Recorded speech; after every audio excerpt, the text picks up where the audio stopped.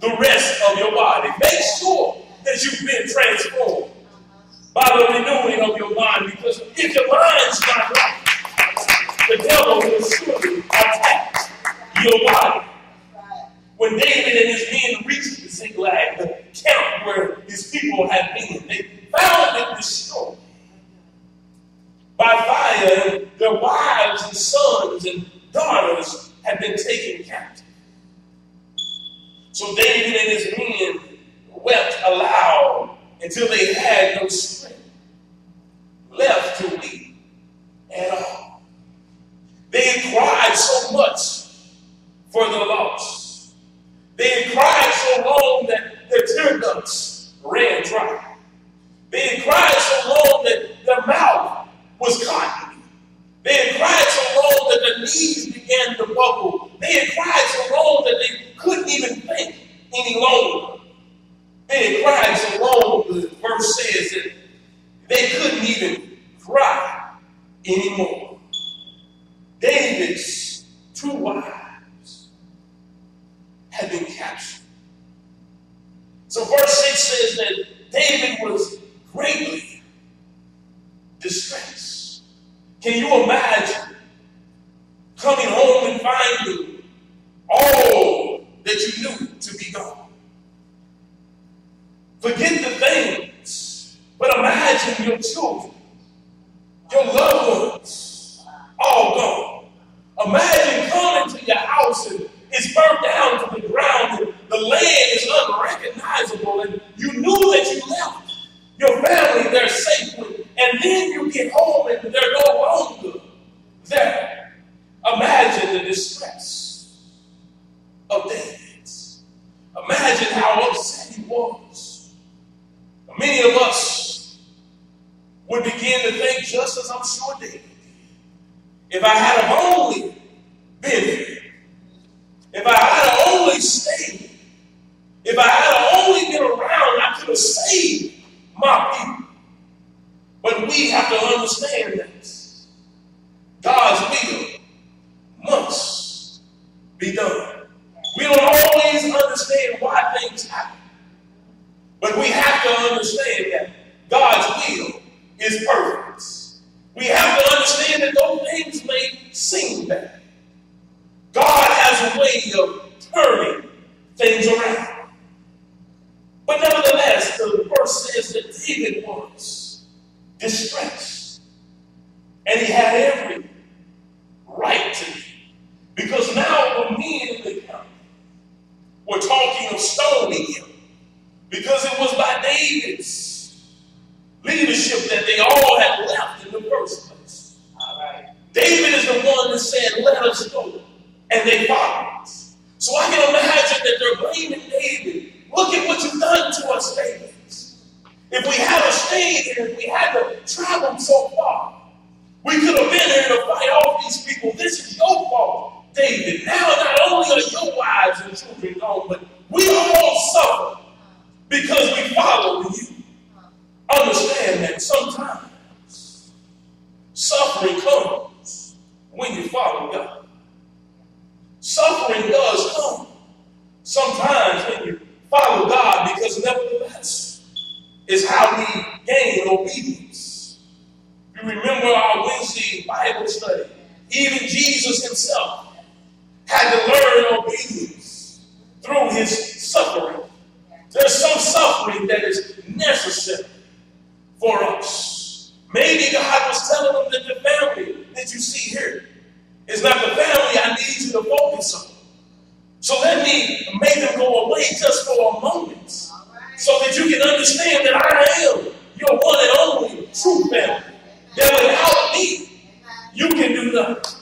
I can take them away at any moment, but I still stay. Maybe God needed to prove a point to the people that followed David. We don't have the mind of God, but maybe there was a point that needed to be proven in your life.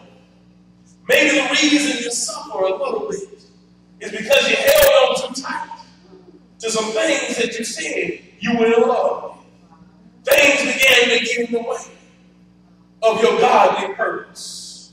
Things began to get in the way of God's people began to block you, began to block your vision, began to block God from your sights. Sometimes we have to suffer in order to be able to see who God really is. Each one, the verse continues to say, was bitter in the spirit because of his sons and daughters, but David found strength in the Lord his God. Although he was distressed, although David stood just like them looking at his house burned down, although he was looking for his wives and kids, although he stood there and saw nothing, he still found strength in the Lord. Although he had cried his last tear, he decided that he was going to still stand on the strength of the Lord. Although he stood there facing the stones that his soldiers who was once following him now used to threaten him with. Even though he stood there and faced death in the eyes, he still stood on the strength of the Lord, his God. David said, regardless of what I'm going through, I know that this too can change. Even though I'm going through something that looks bad, I know that this too can change. Even though things may be the way I would have them to be, I know that this too can change. We must be able to say, just like David, I stand on the Lord my God, because I understand that this too can change. Hallelujah. I believe that David believed. He had faith that there was about to be a great comeback, because he understood that God would not allow something to be taken away without replenishing it even greater than it was before. I believe that David knew exactly who he served. I believe that David knew exactly the power of his God. I believe that David understood that God wanted the best for him. So David stood on the strength that God had placed in him. Then David said to Abiathar, the priest, the son of Ahimelech, bring me the ephod, the linen garment, the linen robe, the cake, if you would. And he brought it to him. And David, this is the important part.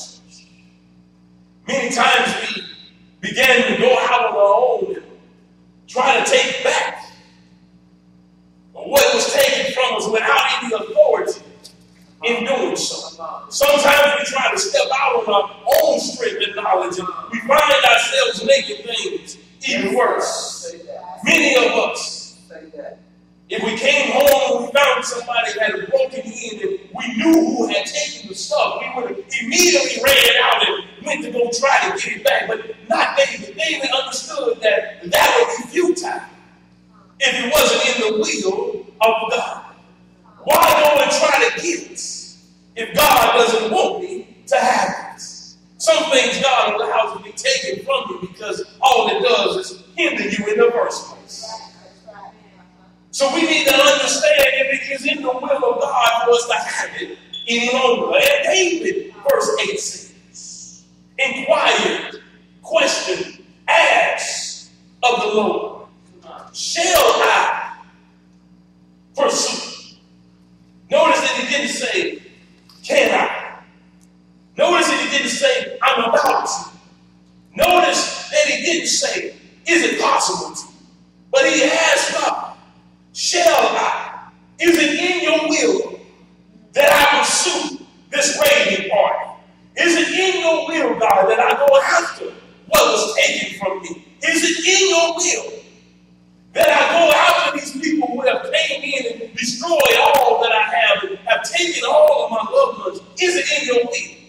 Because I know that if it's not, it's pointless in me making the journey.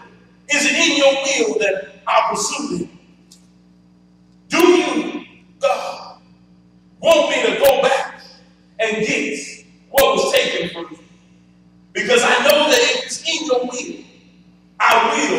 overtake them. And notice this. There's not much room there, but I can believe that David didn't make a move until he got an answer. When you pray to God for direction, slow down. Don't make a move until you get your answer. Make sure that you got the answer that you were looking for. David didn't move until God said, pursue it.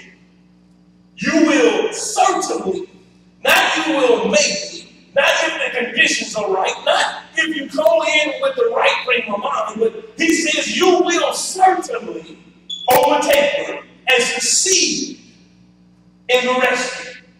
Well, Pastor, why does he have the and succeed in the rescue? Well, even though you knew who took the stuff in your house, you can go to them and overtake them all you want, but you may not get your stuff back. Even though you go and kill them ladies, it's possible that you may not have gotten your stuff back. Yeah, you got all the power that you need to go and overtake them, but if it's not in the will of God for you to have your stuff back, you won't get it back. All the fighting in the world won't help you to succeed. It could have been that the evil people who raided could have killed off the loved ones. So all we have is death upon death. But God said, you will overtake them, David, and succeed in the rescue. Go get your stuff back. God says, go ahead and take back what was taken from you. I set this thing up from the beginning, and I understand what's going on. Go ahead and take it back. I just wanted to see if you come to me first. Yeah, I allowed him to take it. And I set it up so there's nothing to be wrong. But I just wanted to see, David, if you would come to me first, or would you try it on your own?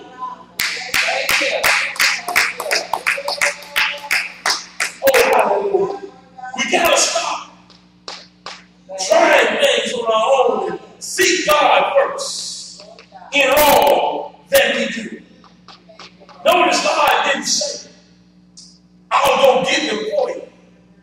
But he said, you go and pursue. Notice that God didn't say, look, David, I'm bringing them back over the hill. But God said, David, go and pursue. Notice that God didn't say, David, go ahead and lay down and rest and be at peace, because in the morning they'll be back in your camp. But no, God said, David, you must go and pursue. God had all the power to release them himself. God had the power to bring back and restore himself. But God wanted David to have just a little bit more faith. God wanted David to walk out on faith. He heard and he felt the faith of David. But David needed to walk on what he was speaking about. David had faith in God, but David still had a little to prove. Will you go as I tell you to go? God could have very easily taken care of the situation himself. But God told David, just like he's told many of us, you must go and pursue it yourself. I've given you all the power that you need. I've equipped you with everything you'll ever need. Now I just need you to go.